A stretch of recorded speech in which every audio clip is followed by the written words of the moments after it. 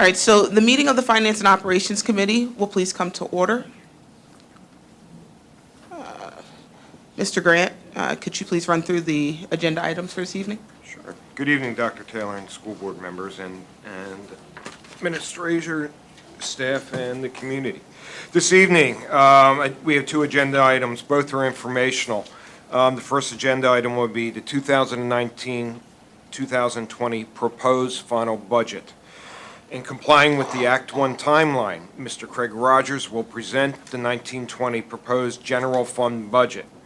This budget will be brought forward to the board for adoption at the May 9th, 2019 board meeting.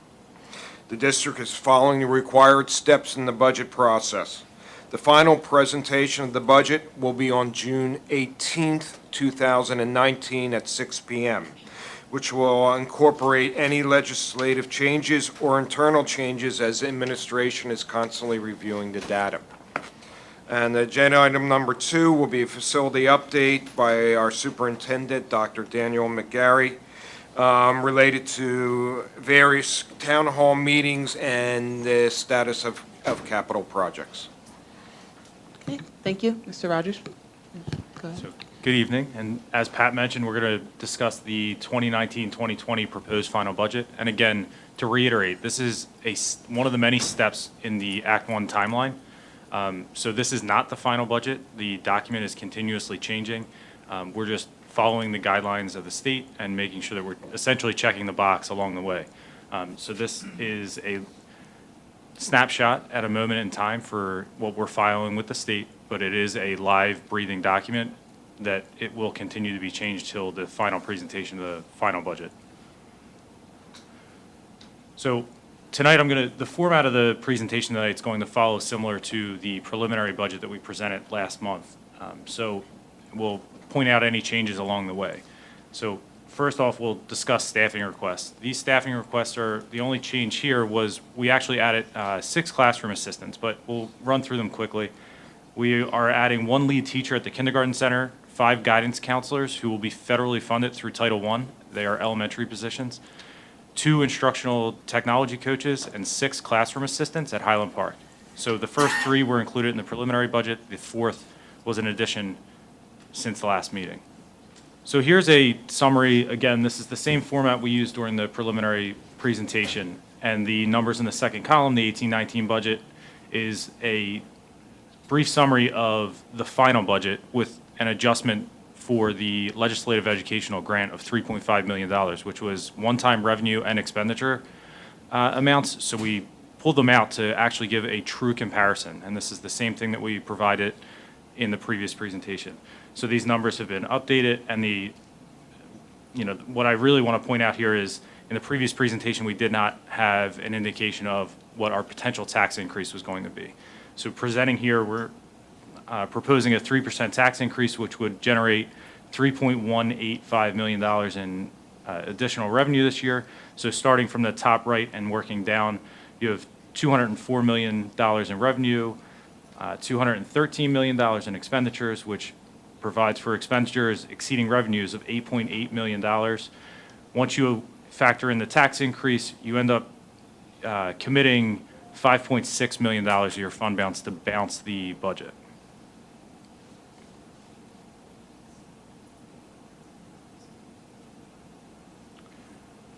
So this is just a brief example of what a 3% tax increase would, how that would impact a taxpayer. So if you work across from left to right, you can see if you look at the assessment of your home, you could see what that value, how that would impact your annual taxes for this upcoming year. It's highlighted in gold there on the 3%.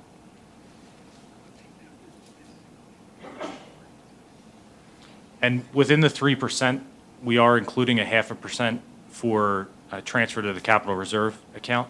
So 0.5% would go towards capital reserve, and the other 2.5% would go directly into the general fund.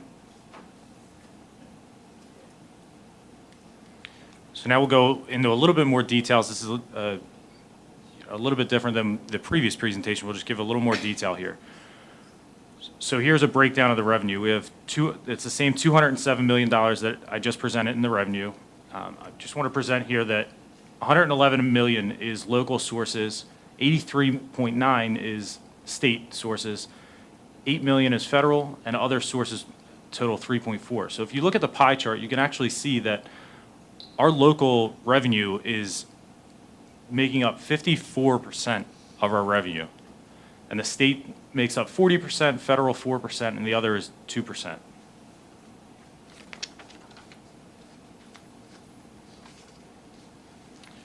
So to just go a little further and dive into that, of that 54% of the local revenue, 48% of it is actually the taxes for that given year. So that would be just the taxes collected for the 1920 school year. So 48% of the 54. And then the other 6 is made up of delinquent taxes, interim taxes, transfer tax, and other pieces. So to dive down a little bit further, you can see, so we previously showed local revenues, state revenues, federal revenues, and others. So now, what makes up the local revenues, the breakdowns here? You have taxes assessed by the district, which is really your current real estate tax, delinquent tax, and transfer tax. And then you move down to, and the next line is actually delinquencies of the 5.8, and then interest on investments of 900,000, and then revenues from district activities and revenues from intermediate sources pass-through funds, which is actually our IDA money, which is federal funds passed through the state. And then finally, the other revenue from local sources of $1.8 million.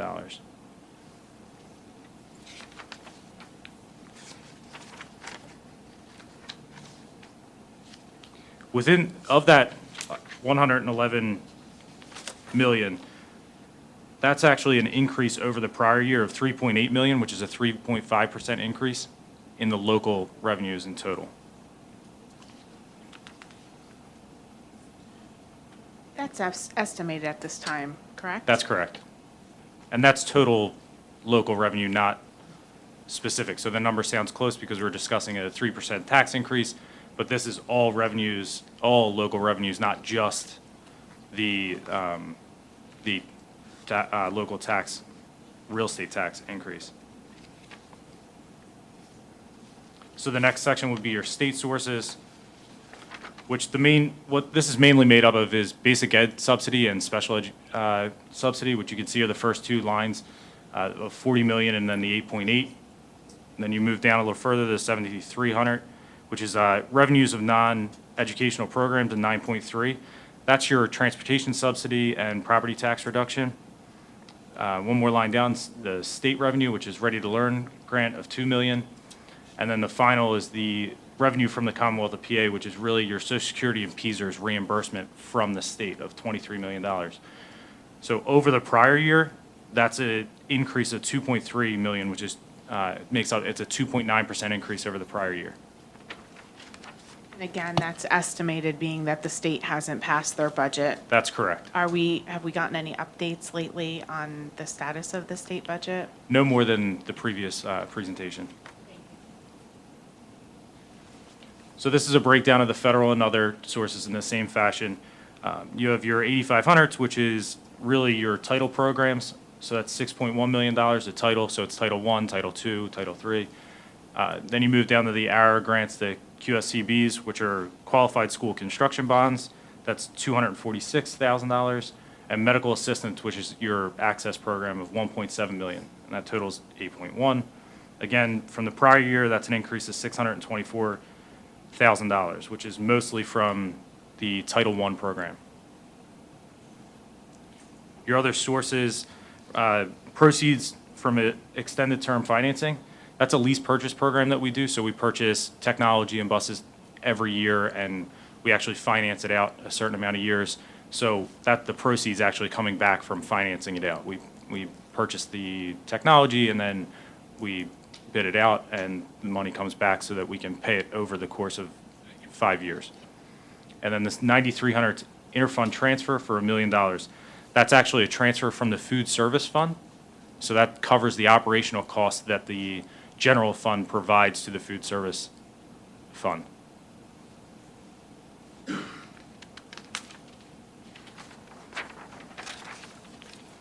So now that we went through the revenues, we'll go through the expenditures, and I'm going to present them in two different ways as a summary. As you see here, this is an expenditure summary by category, meaning what's the actual cost for? Is it instructional? Is it support services? And as you walk through this, you can see that the instructional and support services make up 94% of our expenditures. So instructional is 67%, support services 27%. And then you can see how the dollar amounts fall into that. And you'll see up in the yellow, the green, and the blue, 0%. It's actually representative of less than a percent. It's a fraction of a percent for each of those. So infrastructure, you see $61,000. $61,000 at $213 million is 0.03%. It just didn't show up well on the pie chart. So the other way to look at expenditures, which we did in the previous presentation, is by account, meaning looking at the salary and benefits, purchase services, and supplies and other. So again, this is very typical of the prior years and also the previous presentation. Our salary and benefits run about 70% of our entire budget. The purchase services make up 22%, and the supplies and other make up 8%. And over the prior school year budget, the total increase from last year is to this year's budget would be $5.8 million, which represents 2.82% increase in expenditures. So in the same way that we walk through the revenues, we'll now go into a little bit more detail on the salary and benefits, purchase services, and supplies and other. So under your salary and benefits, you have your actual salaries, health benefits, Social Security, retirement, and other benefits. And you can see how they break out. So that totals that same $149 million from the previous slide, which is on its own a almost $2 million increase over the prior year, which works out to about 3.6% increase from the prior year's budget.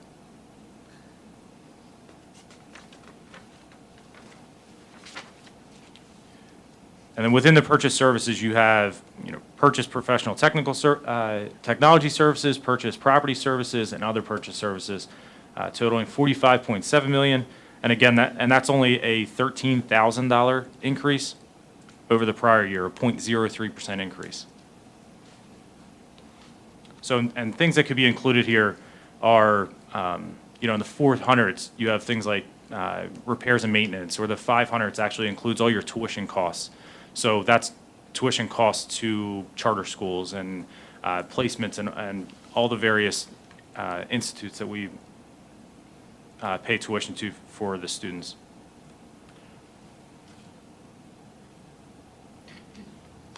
So the next area is the supply and other. So you can see supplies, property, other objects, and other financing uses of $17.5 million, which is an increase of $630,000 over the prior year, a 3.7% increase.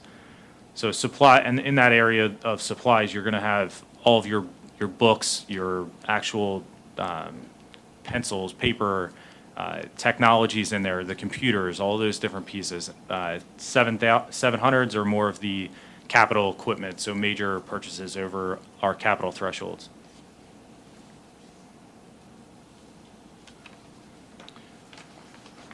So with all that being said, we'll just break down again the Act 1 timeline so that what are our next steps? So tonight we did the presentation of the actual proposed final budget with hopes that it would be approved at the May 14th board meeting. We also, so if you look at this is the breakdown for the Act 1 timeline, I like to refer to as the 30-20-10 rule, meaning there are major steps that occur 30 days prior to you work out your final budget approval date, and then you back out 30 days, 20 days, and 10.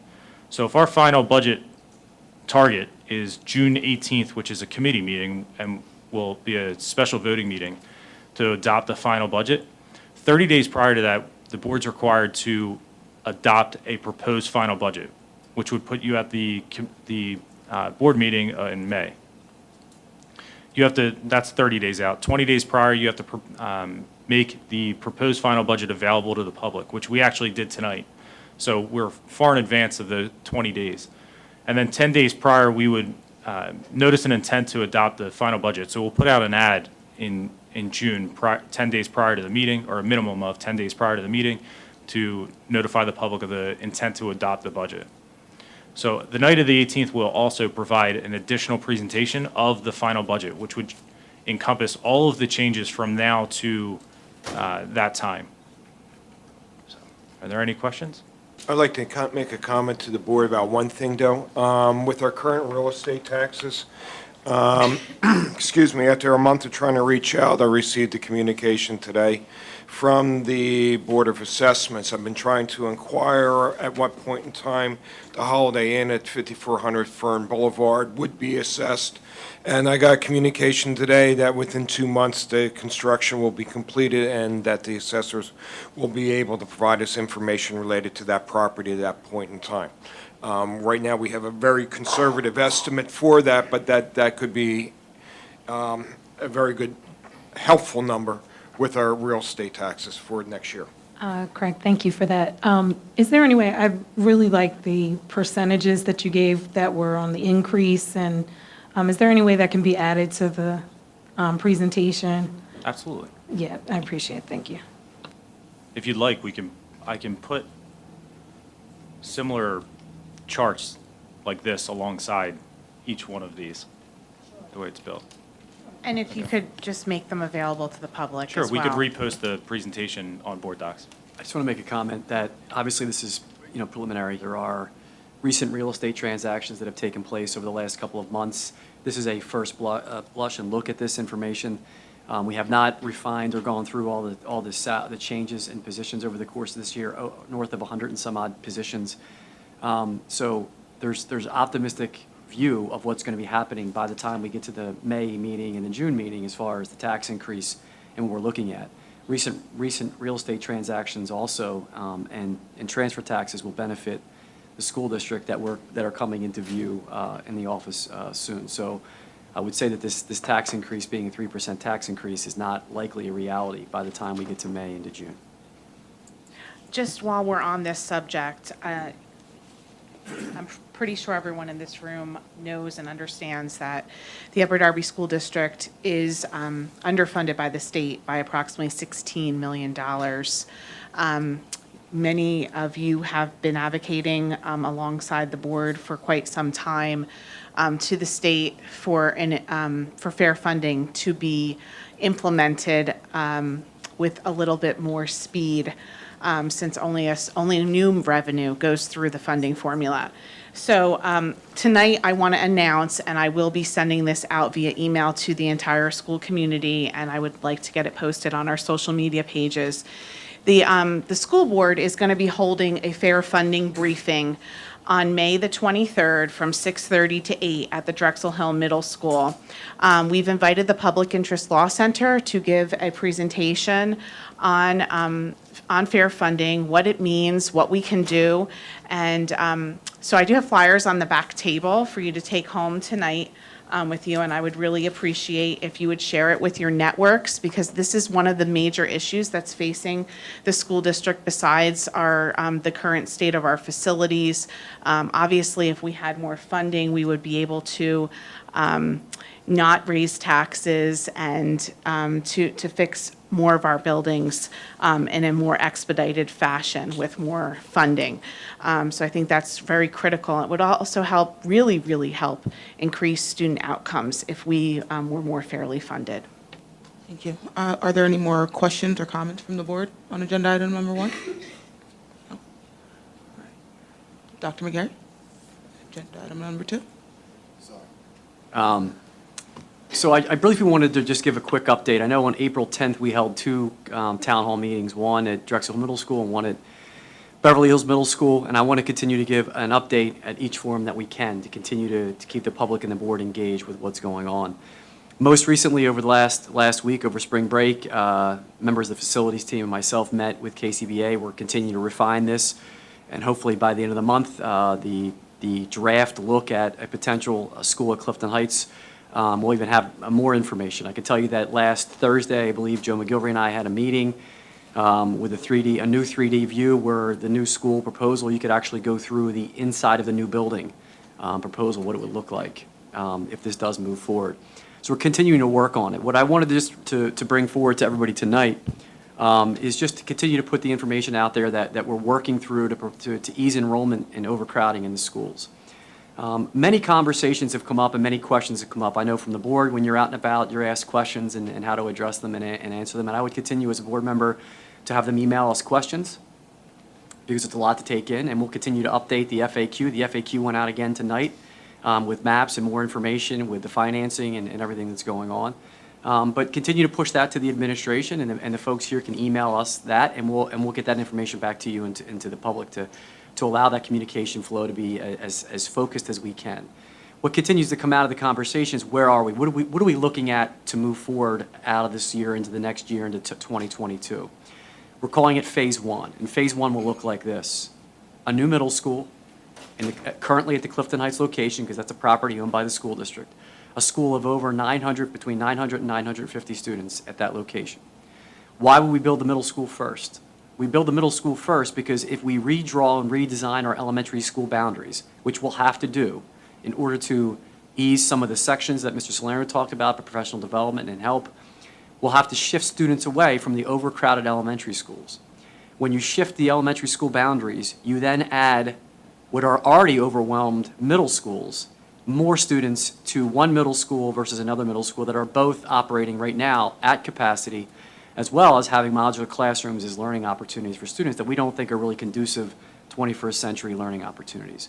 So with that said, we're beginning with the middle school first to back our way into allowing a new elementary school to be put into the district, then redistrict the elementary school students to allow for a better use of space and to ease overcrowding, in particularly in schools such as Highland Park, Biowood Elementary School. That would also allow us to eventually close 2 schools that we currently lease. They're non-district schools, one of them that's outside the school district.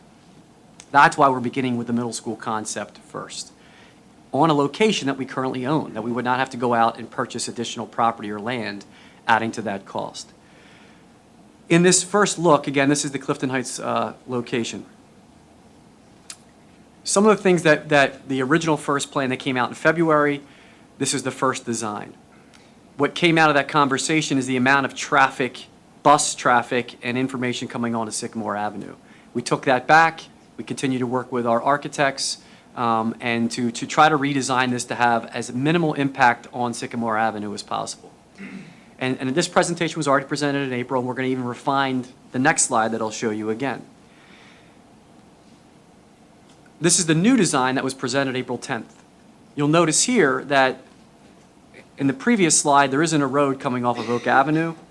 What we're working on is the consideration of a new road coming off of Oak Avenue that would be a one-way parent drop-off only, one way onto Sycamore Avenue, and no buses ending up on Sycamore Avenue. A one-way bus lane would come off of Springfield Road here, off the front of the building, and enter one way off with no buses going down the road. After the April 10th meetings, there was still some concern expressed by some of the parents and some of the feedback that we got from community members. We took that back to KCBA. We're continuing to look at what else can we do to try to negate the impact on Sycamore Avenue.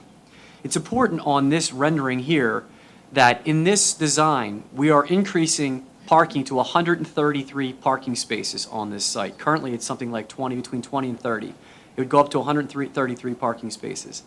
The field location, where it is now, in this design, actually is the property will become 51% field space as opposed to the building location. So we are, again, continuing to make the field space and utilization of the baseball fields and the football field the #1 priority. You'll notice here that there will also be a new playground located on the property. One of the considerations, I think Ivy was a member of the community, a young person who spoke up, we were considering options of also putting in a walking trail around or a track if need be, because that was a consideration that was brought up at that meeting. But this was presented at the April 10th meeting.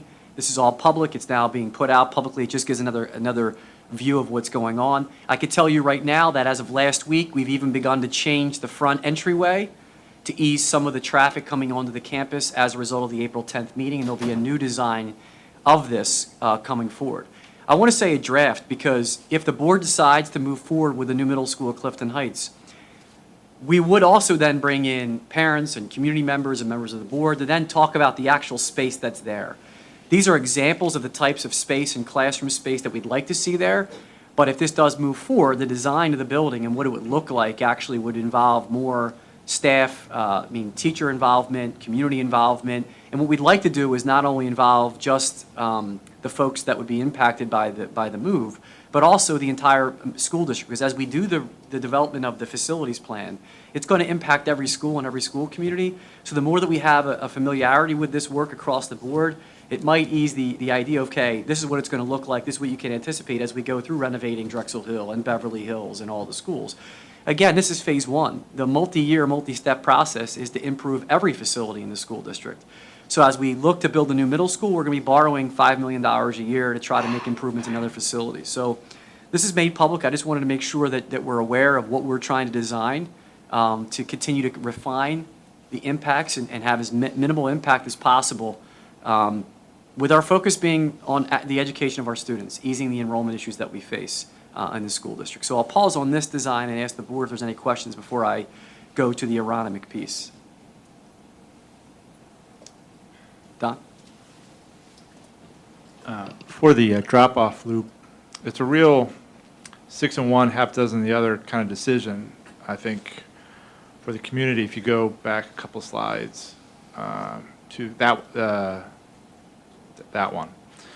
I'm just remembering Ms. Massinger coming in and saying that she had concerns that her view out the back of her home was no longer going to be a park, but a parking lot. And now it's a one-way drop-off. So, but if you look at the other design, there's a traffic issue, and we're trying to ease the traffic on Sycamore, I think you said. So,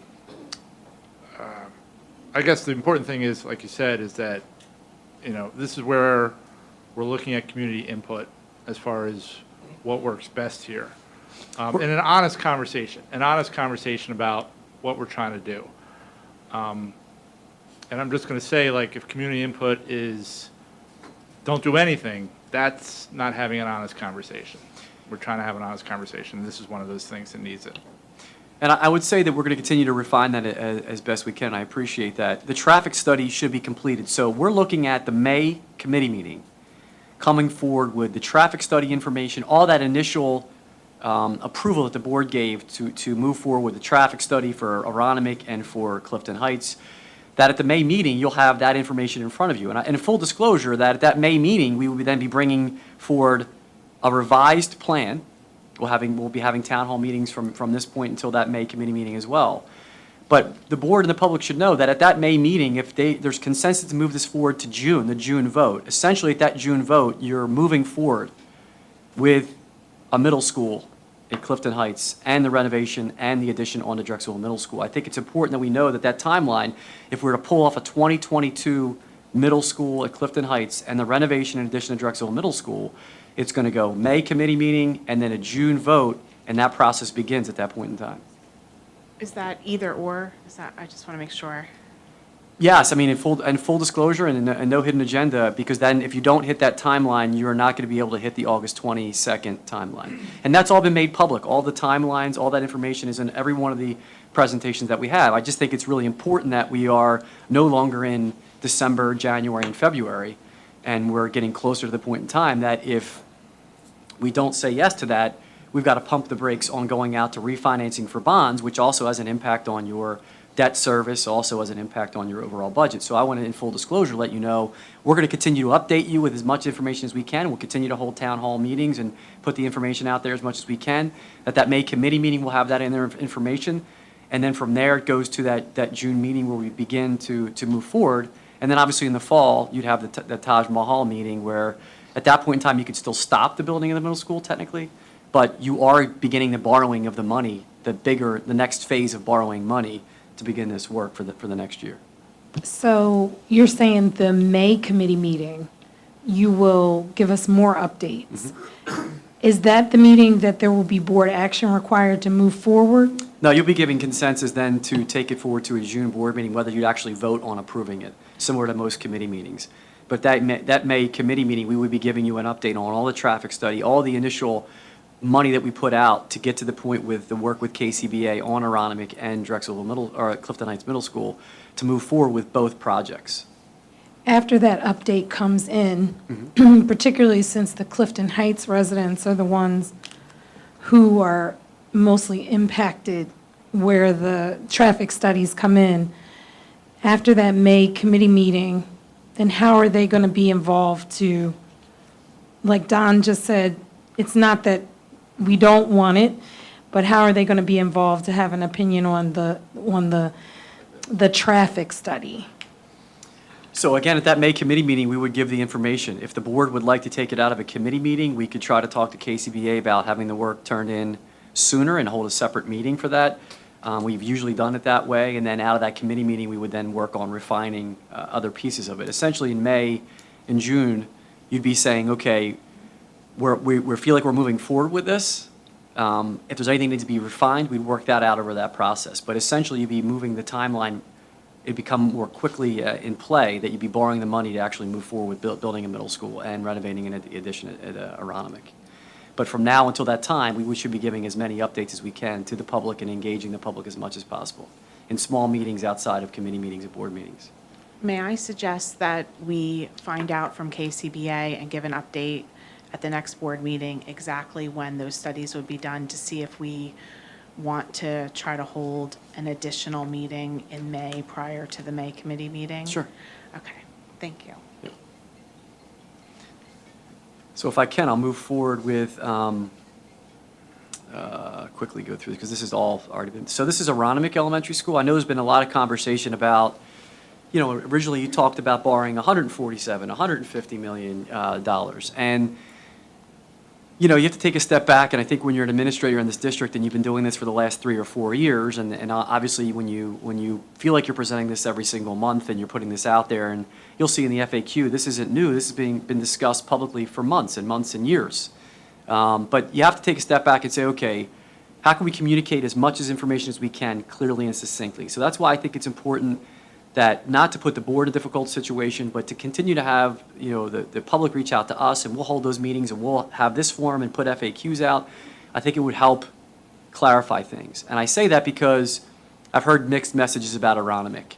The 2015-16 view of Aronimink Elementary School was only renovate the building internally, and then put an addition on to Drexel Hill Middle School, and renovate and put increased capacity at Hillcrest. And then it dawned on the administration that there is an opportunity to build on to Aronimink Elementary School and allow kids to stay closer to a neighborhood school than to take a Hillcrest and take it over 800 to close to 900 students. When historically, too, and I spent almost 3 or 4 days of spring break reading 1971 board minutes from December all the way through August. And ironically, history repeats itself, because in the early 70s, when the state came in and said, hey, Millbourne and Clifton, you're going to be taken into the school district. The Upper Darby School District in of itself, and the superintendent at the time, when you read the board minutes, wasn't so enthusiastic about the idea of having to take on this financial responsibility and the capacity issues, believe it or not. The fear at the time was taking on these communities would be a capacity issue. In fact, in the early 70s, one of the considerations was to build a school, almost 1,000-student building, if you go back to the newspaper articles in Clifton Heights at that period of time. It also talked about the reorganization of the board at that time. And if you read the board minutes from 1971, it talks specifically about residents asking, would the school board have representation from Millbourne and Clifton Heights? And at that time, the decision was no, because it would require court action, and that this is an at-large school district and it would remain an at-large school district. So ironically, we were much like we were in 1971, looking at capacity issues, questions about representation on a school board, and how do we solve all those problems. So for me, when you go back and you read those records, those minutes, there was a capacity issue, an enrollment issue in the early 70s. And unfortunately, trying to find why it wasn't solved is difficult. Those minutes seem to not be written down. But there was a capacity issue, and we're facing the same exact capacity issue. Interestingly enough, when you go through the information, Drexel Hill and Beverly Hills Middle Schools were junior highs. Do you know why that they were considered junior highs too? It also allowed for better use of staff and, help us with capacity. They move away from that to a newfangled approach of middle school teaming. Middle school teaming costs more money and makes it difficult to schedule. What have we had to do recently to ease our enrollment issues? Go back to the 1971 model of almost a junior high with how we schedule the school to ease our enrollment issues. Point being, if we had put a middle school in early or addressed the elementary school issues early, we may not be having the same conversations that we're having today. We keep on trying to find little ways to solve big problems. And I think we're at a crossroads where we have to solve them making bigger decisions. Back in the day, Aronimink was over a 600-student building. Now it's under 300 students. I don't know how educationally it makes sense to continue to allow some schools to function at such a higher level with enrollment and class sizes of over 28 when other schools are not functioning that way. In particular, when you heard tonight, the reading issues in some of the schools, and some schools more so than other, without the supports and class sizes of 28 in a classroom, it's not realistic for a teacher to be successful in that environment, nor is it realistic for a child to be successful. If this teacher can't do it, how can we expect the child to do it? So all we're trying to propose here is ways to ease enrollment and provide better educational opportunities for our students. So we looked at, as a team, 8 or 9 of us with chart paper in central office, and all these guys will attest to it, what can we talk about here? So what we could talk about is currently, this is where kind of central office is. This is obviously the basement floor because the boiler's obviously underground. But we looked at the idea that can you expand, and this is the current tot lot area at Aronimink Elementary School. Can you expand that area, give a new, realistic, large gym at Aronimink Elementary School, add classroom space, right? And actually bring Senko Elementary School back to the school district sooner, because that's a big issue. That's an issue we faced over the last several summers. One that led to racial issues that were segregating kids and busing them outside of their community. We're trying to solve that problem. How can we solve that problem? We could either have the Senko go to this school when it's renovated, or respect the fact that that wouldn't be their neighborhood school. Create a swing space, meaning have Senko go to the K Center as a swing space. Could we fit the kindergarten center with an addition onto Aronimink Elementary School and allow this area to function as a K Center, and when we renovate internally, this building, this part of the building where central administration currently is, the business office is down here, my office is back up here, turn this into the new library, a new nurse's office, new classrooms, make this the front entryway. Over time, this would become the new front entryway to Aronimink Elementary School, and have 2 schools functioning on this campus. In meeting with the architect and having this conversation, we do believe that we can have the kindergarten center function in this wing, the new wing, and Aronimink remain Aronimink until we build the new elementary school and redistrict. So I want to be clear on that, because when the questions that I'm getting keep coming up. Aronimink would not take any new students on from any other boundary areas in the first phase. They would be Aronimink with the kindergarten center, an AM and a PM from the kindergarten center functioning on that campus. So at any given time, you're looking at 300 students plus the 290 that are there. So about 590 students at one time on the campus on a given AM, and then a PM, the same exact number. I want to pause on that for a second and have that, you digest that. Does that make The traffic study is important for Aronimink community because you're going from 300 to 700 students, so it's just as important. But now you're saying move the kindergarten center, this is new, or maybe I missed it, to Aronimink. Yeah, and that was discussed in February, March, it's maybe. fine, and April, March. And then, so you'll be busing Mhm. students. I Just mean, like we bused that- to the kindergarten center. Right, but that, it's like, it seems like it's just so far. Right. from And I the- guess my only I comeback to mean- that would be for And everybody. this is temporary, so how Temporary. long, I mean, what do you think? What's the time frame of how long that would be? Depends on who on this board, their time frame. I mean, honestly, for us, we were trying to do this as conservatively as we can. I think we have to be realistic, and Leah, your point is 5 years, 6 years, we'd be Yeah. looking at the next phase of this, hopefully sooner, given the financial makeup, to see what it would look like. And if the fair funding comes through, as Craig whispered to me, if you go back to one of his pie charts, if we got $16 million, the state support would be 50%, just about, which is a huge change for what we're looking at. For me, we're busing kids almost 20 minutes away from their community, right? Yeah, There's I agree. the one thing that we're going to struggle to come to a resolution on is, and I was over the break with Tom Judge and the mayor of Upper Darby, who have been trying to help us as well to find locations and space in the community, is this. We're densely populated. There isn't a space that wasn't built on in this community. So traffic is going to be a concern no matter what we do. It's a concern. And I think what we have to come to grips with, which we talked about on April 10th, is the traffic in the morning and in the afternoon. I know it feels overwhelming, but when you go and you sit outside of Drexel Hill Middle School or Beverly Hills Middle School or it's outside of Biowa High School, it goes pretty quickly. The kids leave that area pretty quickly. It's a nuisance in the morning, but we are working on certain ways. Maybe cutting into this area a bus drop-off loop so it's not happening this way. We're working on that with the traffic study, with the folks to try to ease that piece. And remember, in the long run, Aronimink becomes a K-5 building, taking in maybe some Garriford students, some Hillcrest students, and their own kindergarten would be going to that building. And that would allow us to, I think, in this potential piece, to cut down on an addition of 5 classrooms to Garriford, putting Garriford almost at 850, 900 kids. Saves us $20 million of having to do that addition there. And by doing this at Aronimink, we believe that if some Hillcrest students can swing over with this here, we could immediately ease enrollment issues at Highland Park, because it'll free up space at Hillcrest by moving some Highland Park students over there without having to do internal renovations and adding classrooms to that space, just by making this building almost a 700-student building, which, by the way, there are many buildings in the district that are functioning at that size. Traffically, great point, to Don's point, that's something we're going to have to continue to work on. How do we find that happen? If you're a teacher at Biowood Elementary School or Stonehurst, which doesn't come up at these meetings, you can't even park when you go to school, because the outside community uses the parking around the school as their own parking lot. Those are issues that we're going to have to continue to tackle. What I wanted to make clear tonight is we are attempting to have this school in the interim function as 2 separate buildings.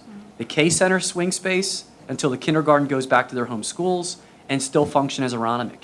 We would not be redesigning elementary school boundaries in phase 1. So no additional Aronimink students will be coming to Aronimink other than the kindergarten center.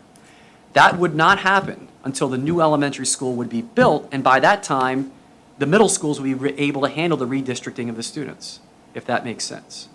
So essentially, phase 1, Clifton Heights Middle School, if that's the location, if there's another property and land that somebody can find for us, I think everybody would be willing to have that conversation. Then the feeder pattern from there will be Westbrook Park, Primus, and Garriford Elementary School. Somebody asked this question of me as well. Aronimink would always be going to Drexel Hill Middle School. So Drexel Hill Middle School become Aronimink, Hillcrest, and all of Highland Park would end up going to Drexel Hill Middle School. Eventually, Beverly Hills Middle School becomes the new elementary school, somewhere in the 69th Street area. Stonehurst and Biowood would go to that. So we'd have 3 middle schools and 3 elementary schools feeding each one of our 3 middle schools.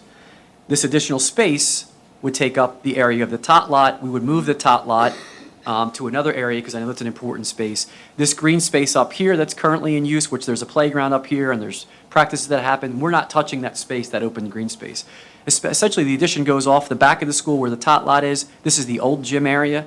They turn into classrooms. We internally would expand the cafeteria. We'd blow out some of the walls that are in there now. That's kind of dead space behind that. Increase the cafeteria space. This is currently where that old gym would be. We turn that into classroom and a new, larger music room, and then expand off the back of the location with a new gym area.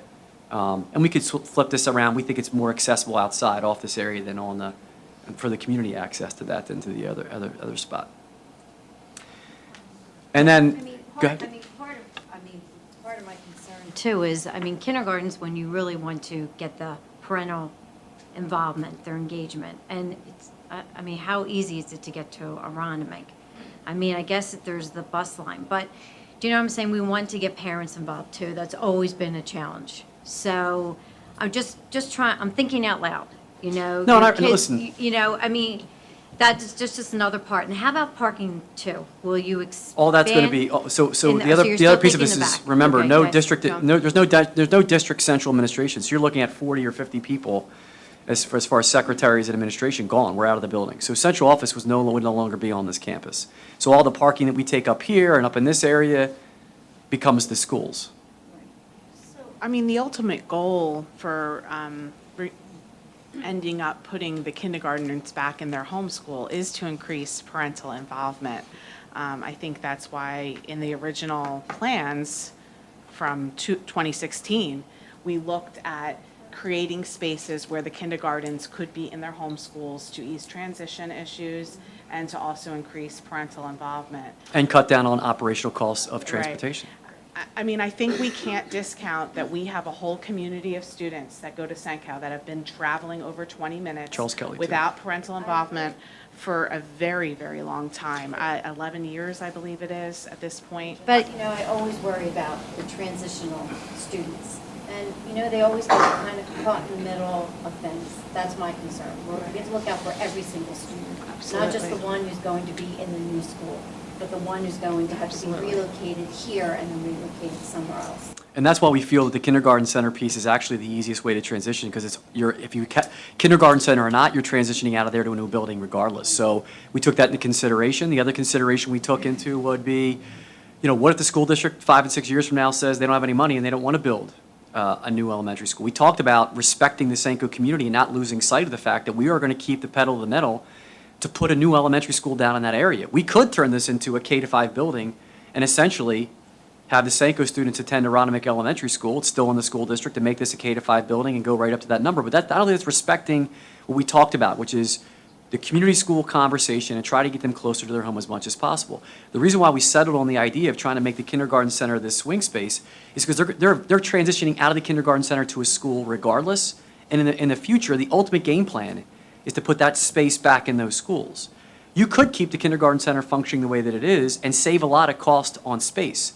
Putting kindergarten back in the home schools increases space. It's a cost. We talked about that. But when we started this planning, 2015-16, the conversation from teachers and the public and the board was you want kindergarten in your home school to reduce the transition so that teachers and kids are familiar with that concept in their neighborhood schools.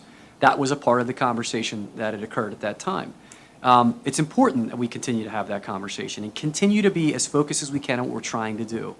There is no easy solution to the traffic piece. There's no doubt about that. There isn't.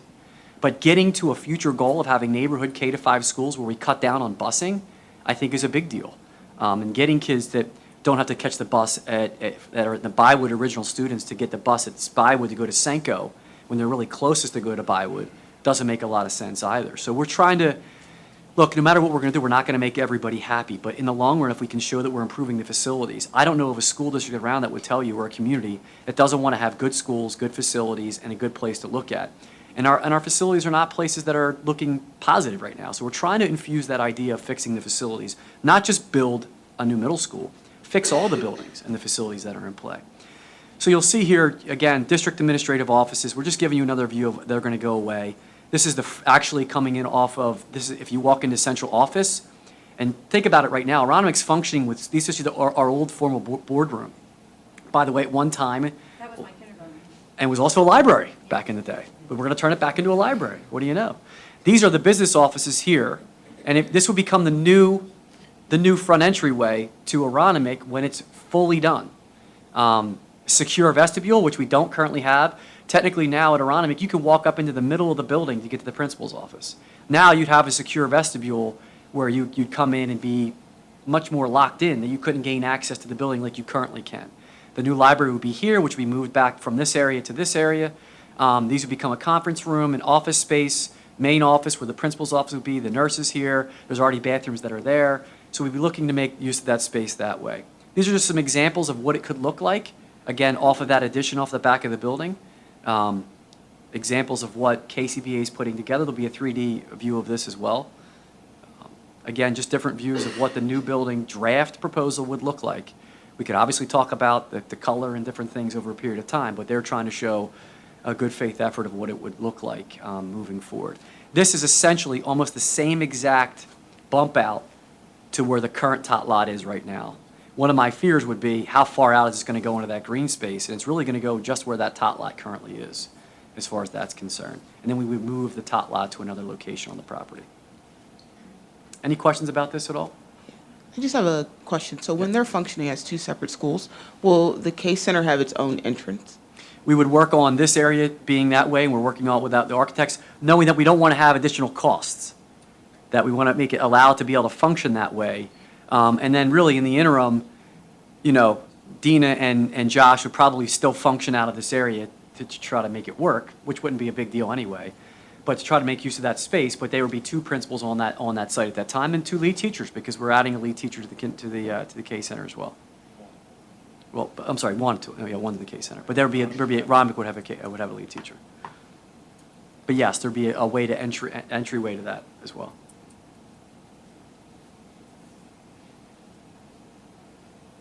Don, you have a question? I just think we should just reiterate that this is temporary. The goal is that this is temporary. The bus, the traffic, that's supposed to be temporary. We're trying to move into a direction where we have the additional, you've already said it, we have the additional elementary school, the kindergartens are back at their home schools. I mean, Sencal's supposed to be temporary 12 years later. So this is what we're trying to do. To get hung up on, not that anybody's hung up on it, but just to kind of focus too much on the kindergarten scenario belies the fact that we're trying to move to where we have the additional school, additional elementary school, and all the kindergartens are back in their home schools. So. Yeah, and listen, I don't want to, cast judgment. I certainly was not born in 1971. I was born in 1978. But I would say that these are hard decisions, and somewhere along the summary of the information that's not really there anymore, it's the courage to say, how are we going to do this? Because I would venture financially, if you took the money of leasing those 2 buildings over the period of time, would that have paid for a school? And I wonder why decisions like that didn't happen at that period of time. I don't know. I wasn't there. But now you have a situation where you're leasing a building way down the line, and you're leasing another Catholic school right now, and we're dumping money in things into facilities and having to negotiate that, and those tax dollars are going out to another community. I mean, Sanko tax dollars are going out to another township, another community. So I wonder what that looks like. What are the short-term solutions? And, we're trying to solve those problems long-term. The reason why Drexel Middle School, which I keep hearing, is put the addition on. The parking would take up almost the entire front lawn at Drexel Hill on the side of Drexel Hill. You make it a 2,000 student campus. You put, and that's public, we put that information out as well. You take up the lower fields with an addition on that space. You put 2,000 kids there, and to Lee's point, the transportation and the traffic at Drexel Hill Middle School would be considerable to put 2,000 students on that campus. So most school districts our size also have 3 middle schools in order to offset these issues. I just think that, we're at a crossroads of making some good decisions to balance it as well as we can and continue to have the conversations that are there in front of us. And they're not going to be easy decisions. But I do want to make you aware of the fact that at some point in time, there's a point of saying yes or no to this. We'd like to come forward in May as well with more information on the operational costs. It's a complicated, I know that question keeps coming up from some people. And I want to make it here in full disclosure too. I know there's some hidden agendas that some folks have when they come to meetings. We're here for public education. So as far as, I keep hearing comments such as, let's offset this by giving vouchers to have students go to private and parochial schools. Well, this administration is not going to support that concept. We're here to try to solve the community's concerns with neighborhood schools and public education, and we're continuing to have that conversation as a focus, as a priority. And we'll continue to try to find ways to make that happen. There's no hidden agenda. We're going to be at a point in time where we have a space issue. Either we're going to allow some schools to operate at 28 and 29 kids in a class or more, and others not, or we're going to say, how do we make this a system that's best for all kids in the school district and the community? Dr. McGarry, I remember years ago when we were working on the education specifications, it was very clear that it would be very hard to forecast what the needs of children would be years from now. So how does the school district evaluate what kind of supports are needed in each building for the student populations that are there? I know that we have some programs that currently operate out of certain buildings and things like that. So if you could just maybe go over, when we're considering the operational costs, I'm assuming that has, a lot of that has to do with the needs of the students that will be attending those schools at the time when it's finally built. Yeah, this is a touchy subject for folks, but in education, students have services and needs. So we're not going to talk about students in a particular light. I know that's upset folks in the past, and I know these meetings go out for public consumption. But and we'll talk to all students. All students have needs and services, and I won't categorize them as they are categorized in education, but I'll just say that there are students who have services. The operational cost will be dictated by your decision. Do you decide to put this addition on or not? Are you going to put a school, middle school at Clifton Heights or not? The operational cost of the Clifton Middle School comes from the boundaries, comes from the students in those neighborhoods and the services that they need, comes from, do we put certain special education programming in specific schools or not? If we decide to put the addition on to Aronimink Elementary School, the operational costs of closing Charles Kelly, of closing Sanko, are close to, $300,000 to $450,000 a year in operational costs that we're running for those facilities now, that you essentially go down, 2 of those would go away, and eventually the kindergarten center would go away. So there's operational cost savings there. The operational cost of staffing the middle school in of itself, and I've said this publicly, we know that we're going to have to add teaching staff. I keep hearing this conversation that we can't fill our staff, we can't fill our teachers, we have 90 unfilled positions. And I refrain from going back and forth in the public with that because that's not true. What you have posted on the district website is ESY positions that are always open and ongoing for extended school year for teachers who want to work over the summer. Tutoring positions that are open filled. HVAC, certain maintenance and facilities positions that we have to post. We don't have 90 unfilled teaching positions in the Upper Darby School District. What do we have? We know that we're going to have an increase in staffing. We haven't hidden that with a new middle school. The question is, what type of staffing, what type of services will we need once we decide on the boundaries, on the students that are going to, that's going to take board action, and the students and the services that we'll need in that building. There are services that come with students that go to the middle school that we have to program for. We believe we can shift operationally administrators, support staff, and teaching staff to cover much of those operational costs. We believe the efficiency of a new middle school would save us money compared to the 2 old Catholic elementary schools that we're running. The cutting and transportation, those operational costs. We can get that information, but we've got to make a decision on what the boundaries are going to look like, where the students are going to go, so that we can formulate in our system the students, the services, and the needs that go with that. We know, generally speaking, there's at least 13 middle school teachers that you would need at the Clifton Heights School if you keep 27 as a class size guideline to try to meet that mark. You'd need that kind of staffing just in that piece of it. As far as the operational costs, we are going to get even closer to that dollar amount by May. And then at the Act 34 hearing in the fall, if this moves forward, we'd have to show to the board and to the public under the state requirements, which is called the Taj Mahal hearing, that we're not going to overwhelm the board or the taxpayers by building what they call a Taj Mahal, a building or something that you can't afford just to build it. You'd have to establish the need and a way to take care of it and what the operational cost would be. And that would be happening sometime in the fall. But we're going to give an update on that in May. It's very complicated because the needs of the students, for the programming of the students that would happen. Yeah. And there's just one quick video that I think is neat to see. And we'll have one of these there's a new one that's going to be coming out as well. But this is a view of what potentially could be happening at the Clifton Heights location. And I just wanted to give an update to that April 10th conversation. We'll be continuing to putting out more town hall meetings. I want to compliment, Greg, Ed Marshallak, Frank Salerno, that they put together a live streaming of it. It was our first effort in doing that and trying to field questions as we went. I think they deserve a lot of credit for being there and being a part of it and handling that information. So we're going to continue to live stream it and try to push out as much as we can. I also appreciate Kevin and the Daily Times advertising that the entire public can come out to the meeting and engage in it. It's not just for the school district, it's for all taxpayers. We'll continue to push out getting as much involvement in this process as we can. There's no hidden agenda. We're trying to ease overcrowding and enrollment issues in the school district and provide the best educational opportunities for the kids in the community as we can. Thank you, Dr. McGarry. Are there any more questions or comments from the board? All right. At this time, we will take public comment on agenda items number 1 and 2. Please state your name and address and step up to. Becky Minkle, 36 Arch Street.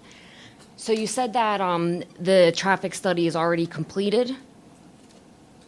Roughly 70% of the way. Okay, because we noticed very large objects being placed throughout our streets today.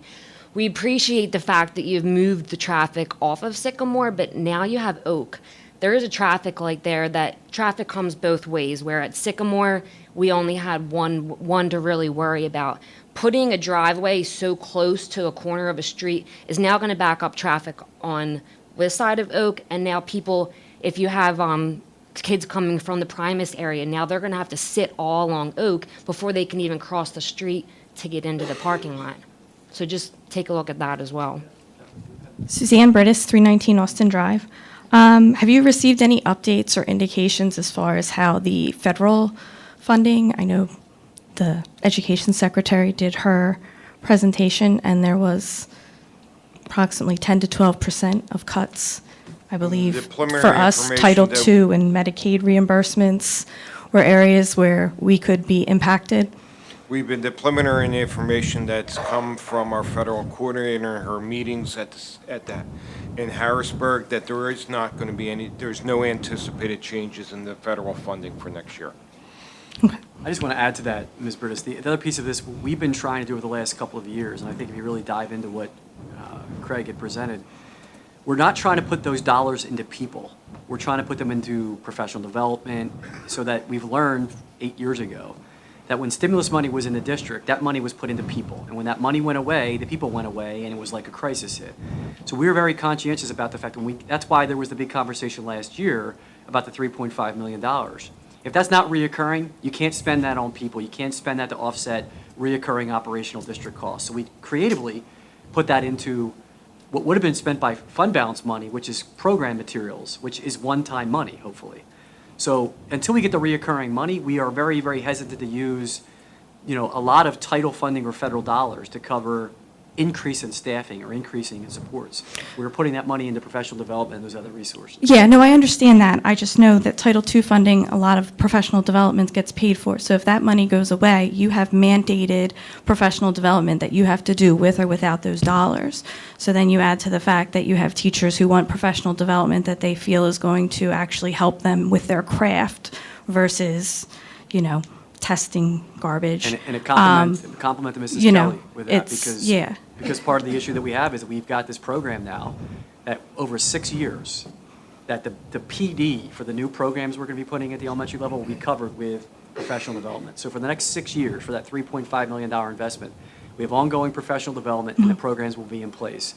The other thing, I've said this when I'm going around to meet with all the schools since the board has allowed me to become the superintendent, is to tell to people that we're focusing on a couple things. And I want to say this to you, as someone who attends a lot of meetings.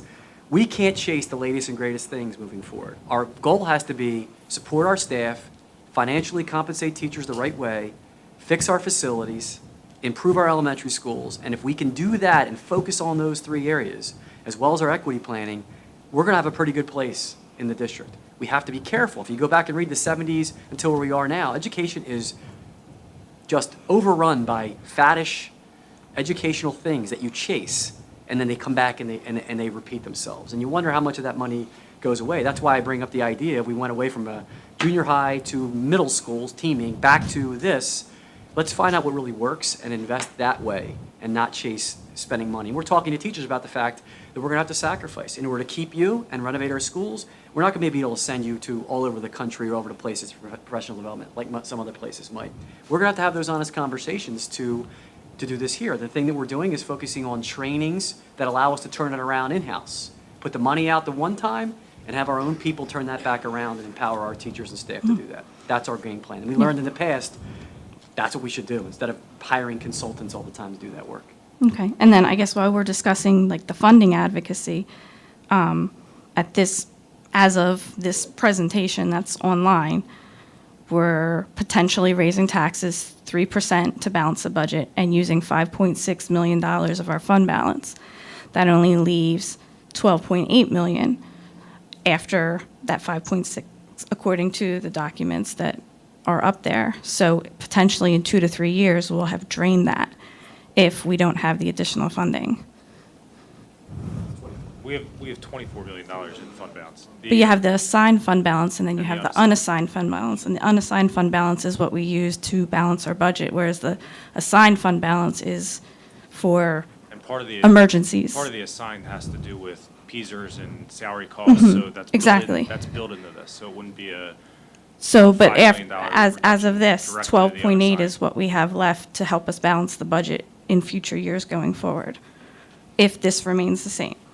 Sure, and I think what you've seen since the devastating cuts of years ago that actually came back, the fund balance has remained in this area. So the issue the district actually faces is the state passing a budget and not knowing what you're going to get and having to levy the taxes by July 1, and then our staff turnover happens after we pass a budget. So I can tell you right now, at a first guess, the turnover that happens in a district our size will offset some of these tax increases. The negative to that is we're losing good teachers. The other part of it, though, is that money usually comes back to that fund balance in some way, some form, after you've already passed your budget.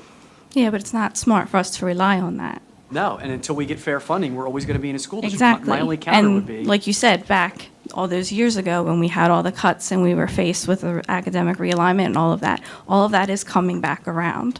And our fund balance is, after this year, hovering in the neighborhood of where it was around that time. Yeah, I don't think we're coming back around to those conversations again, because remember, at that time, you weren't allowed to talk about change like you're allowed to talk about it now. At that time, you were not allowed to tell people we have a financial issue and we have to cut. You had to say we have to make academic program changes because it wasn't allowed under the state law to change for any other reason. Now, you can have honest and open conversations because they realized that was a ridiculous forum that you put people in. We don't anticipate putting the school district in a position to cut programs instead of improving facilities. The only thing that I'll say again tonight that I said about this, counter to this, that I said on April 10th, do we not worry about the overcrowding and the need to improve our facilities and let that go and continue to have what we have happening, or do we invest in that opportunity to improve our schools, which ultimately improves our community and improves our homes? No, That's the question. my concern is we're trying to hit a specific timeline, and there's this extreme urgency. So my concern is because of this urgency, there's things that we're going to be overlooking and contingencies that we're going to have to account for as a result of that. I'm not saying you don't address the overcrowding. I'm saying that you move forward with more deliberation so you make sure that these variables are properly accounted for and we're not addressing things that we didn't intend. Sure, and my only counter to that, and I respect your opinion, is that this, to us, as I said earlier in the beginning of this, is not new. It's been going on since 2015. In my opinion, if you read the 1971 board minutes, we're far down the line of not making those decisions. If we don't make these decisions, the only pressure that you're feeling is you're now 2 more years away from doing anything, and the cost at that time will be even more than you're looking at now. So the point is, when you say there's pressure, and I respect the community who's engaged in hearing things now that they feel like it's being rushed, from an educational standpoint, having worked in those buildings that are overcrowded, how can you let a first or second grader, when we know all the research, all the data shows that if you don't get them there and have it met there, it's a very difficult opportunity to change? What about the urgency for those kids? What about the urgency for those classrooms? This has been going on for a long time. Yes. And we have to address it. But the conversation back in 2015 centered around an elementary school, and it was about kindergarten coming back and the silo programs and how do we address that, because technically that's not a legal situation. So we want to not only not have the silos, but we want to have them back in their community schools as well. First, that's not an illegal piece, and I just want to make sure that we have that for the board. And the other piece is that we still need an elementary school. All we did was open our eyes up to taking our time and not rushing in 2015, because it was rushed in 2015. Well, when you have a to now child look that at has a certain designation and you can say what school that child's going to go to and it's not their neighborhood school, that's an issue of legality. That's, And we could agree to disagree on that piece of it, but I would say that, we're making the best decisions we can for the kids and the entire community. now, I had one more question relating to staffing. Back under prior leadership, we had, instead of making cuts or reducing staff, we allowed positions to go away through attrition. How much of that has impacted our class sizes and the overcrowding that we're dealing with right now?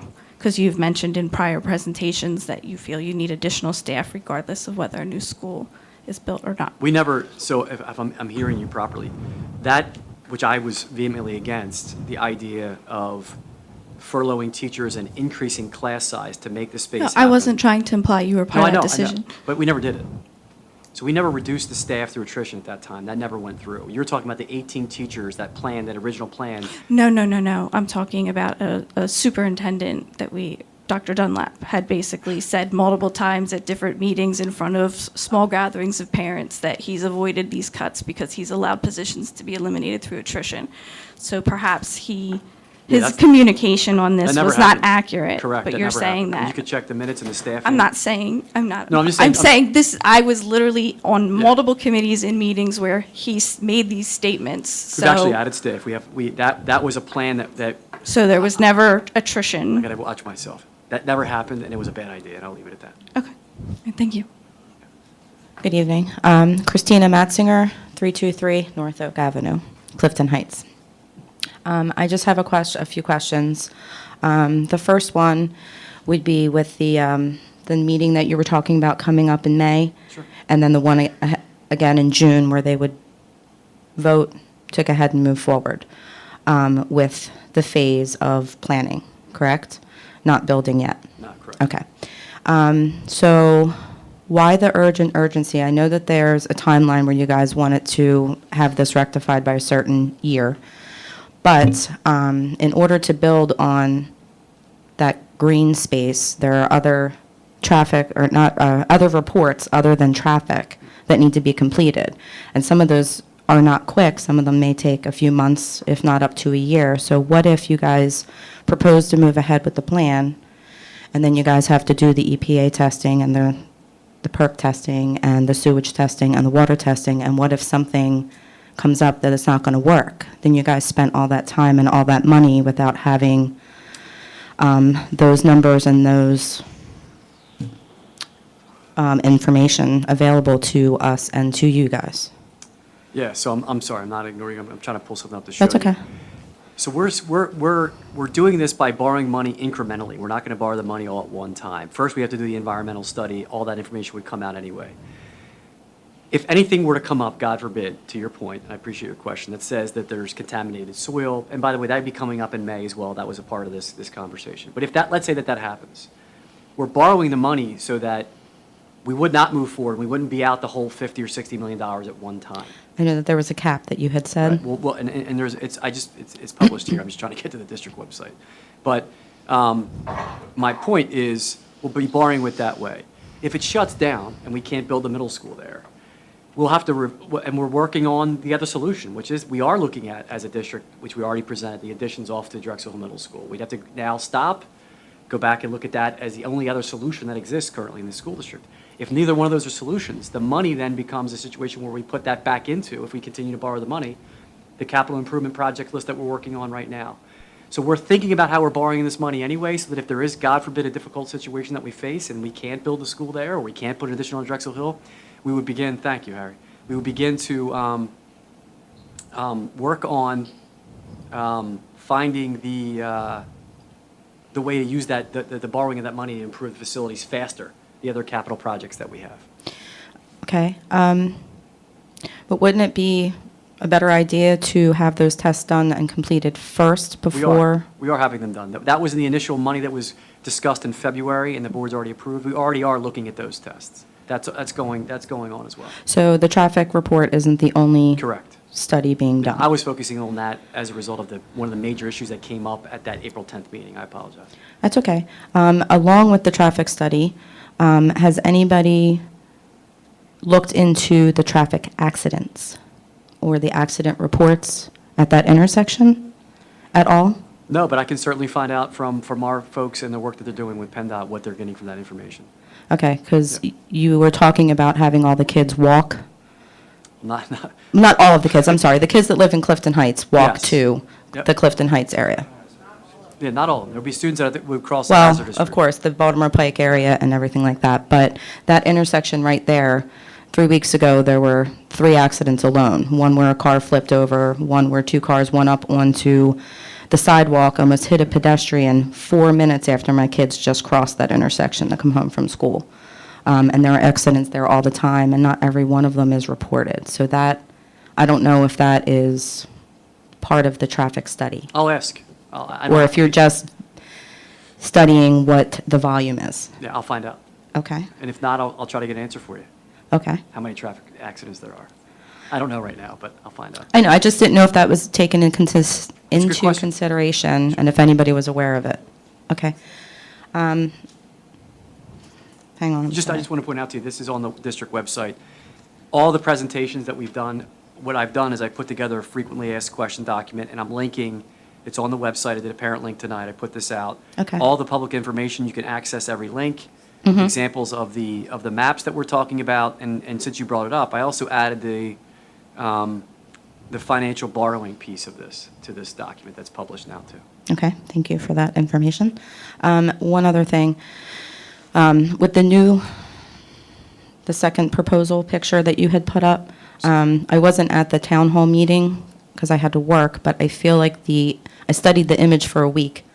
I feel like it was mirror imaged at your meeting because I couldn't put my finger on it. But I don't always want to make this about my house, but it is about my home. That's all right. So now you propose to put a car loop road right next to my house and then a parking lot in front of that. But the car loop line at Westbrook Park, there are parents that pull into that car loop line at 2 o'clock and sit there for an hour and 15 minutes Yeah, with they their pull- cars idling. They pull into central administration in Aronimink. Yes, so then I'll have a line of cars out front of my house idling for hours. But that road, even though it'll be deemed one way, will now be a new cut-through for people to cut off of Springfield and Oak Avenue. I can't even pull out of my house off of Revere Road and make a left onto Oak to go to work. I have to go the other direction every morning. And I just think trying to put a road right off there, that turnoff, is just a really bad idea. So I just wanted to put that out there. No, thank you. Thank you for your time. Sure, thank you. Good evening. Yvette, 712 Shaylin Avenue, Drexel Hill. So I could appreciate the. Last name, Yvette, what's your last name? Scott. Thank you. You're welcome. I could appreciate approving our schools. It's about time. And I am in favor of building a new school. Sorry, Clifton Heights. Absolutely do not want the addition on Drexel Hill Middle School because then I will be in the same situation that you're going to find yourself. I already live on Shaylin, and it's the throughway for the buses and all the kids who have to walk that way. And I work from home, so I can stand out there and guard, my driveway. So I just want to say that I do appreciate it, and I'm looking forward to what you guys come up with. Thank you. You're welcome. Appreciate it. I just had one question as a follow-up to your question. I know I've seen other schools who have built their own drive loop, and then they just close it off, so it's not open for people to just drive except for during, like, pickup and drop-off hours. So, right, so some of the things that school districts do is they might chain it off during the school day or after hours. They would chain off those areas. Listen, Highland Park, certain buildings right now, and to your point at Drexel Middle School, having been an assistant principal at Drexel Middle School, Shaylin Avenue in that area is notorious after school. So there's a lot of things we can talk about, what we can do to, if we get to that point, try to remedy those situations. I don't think we're all going to come to an agreement on how we solve, however, the traffic issues that we face in the community. They're going to be real sticking points. But you can chain off those areas so that it doesn't become a cut-through all day, every day. Yep. Schools do that. John Hines, 61 South Church Street. So I have a question about an update on that deed restriction, because you said you've been reading a lot of the minutes from the 1970 board meetings, in which case we would love to know where you're seeing these, because I know we would love to have access to these as well. So is there any update on this deed restriction? Because we were told at the last meeting, we'll look into it, quote unquote. That's what we were told in a very aggressive tone with the mic off, and then asked to repeat and change his tone real quick. No, just in general, it was directed to your board, so. I mean, is there any update on the deed restriction? The only thing I can tell you is that we're still looking into the title search. We have reviewed a lot of newspaper articles from the 70s where it really detailed that the Clifton Heights School Board had actually condemned But you're the talking about- Moyerman property in the 50s for the purpose of building a school.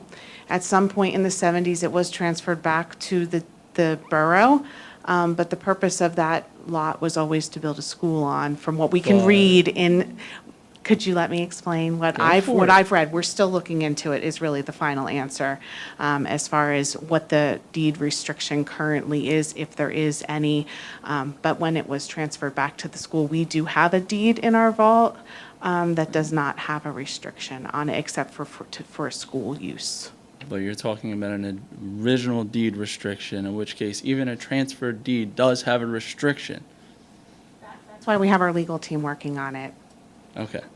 As well as you talk about closing off, or that was your question, about closing that off to people being able to use that cut-through road, which we brought up would be an issue, in which case you say we would have access to fields, in which, how would we have access if there's no access to said fields because we're going to chain them off? So you're going to have to pay somebody to stay at that facility after hours to allow us to have access and close that off. Could you put up the slide with the next one? Yeah, sure. So the reality here is you don't have access to the parking lot. So, on that road. right, but you would say that we would have access then to the front entranceway? Correct. Okay, so only that side entranceway would be blocked off? This All would be right. open. You'd have to keep this open for fire purposes and things. Okay, understandable.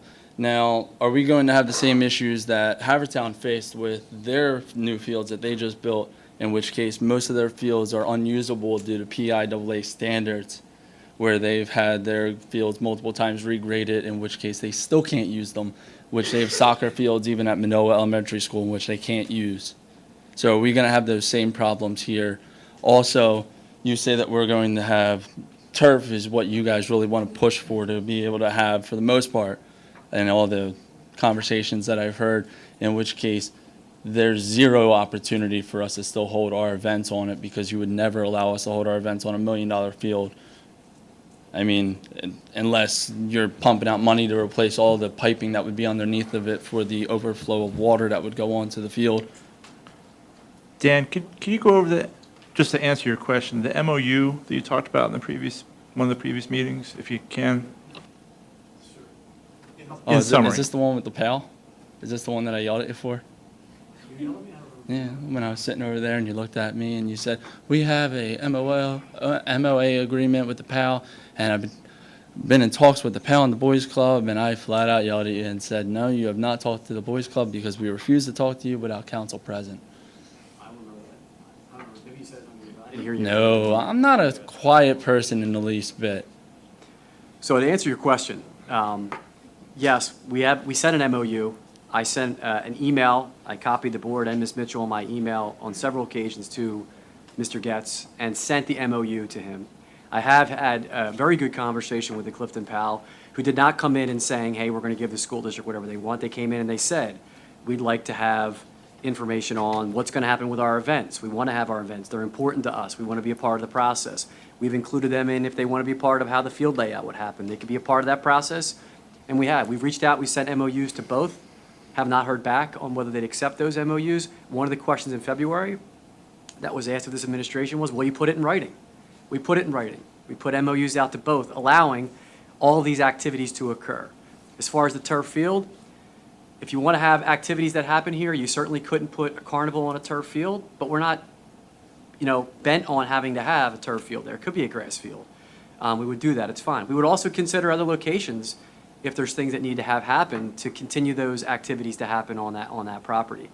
Our focus on the MOU and the meeting with the Clifton PAL, who I think deserves a lot of credit for being willing to sit down and have a conversation, and did not come in any way, shape, or form and say, hey, we're just going to do whatever the school district wants. They came in and said, we have Christmas tree sales. We have events that are important to us. We want to sit at the table and want to hear what the issues are.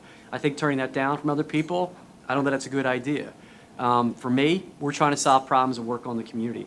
As far as a turf field would require a considerable amount of underground piping and rock anyway for water, regardless if we did that or not.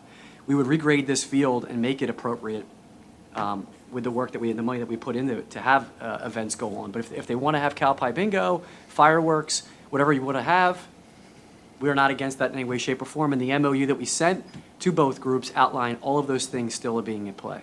We have yet to hear back from anyone on them. Yeah, and also, I sent an email to Mr. Perfetti, the borough manager, and Mr. Grant sent a letter to Mr. Berry, the council president, 2 weeks ago, requesting a meeting to discuss these issues, and we have not heard back from them either. That's all I got. Are there any more questions from the public? Okay. Mr. Grant, could you please review the agenda items? Agenda items were informational this evening. No board action is required. Thank you. Since both agenda items were informational, I move for a adjournment. Motion. All right. Adjourn.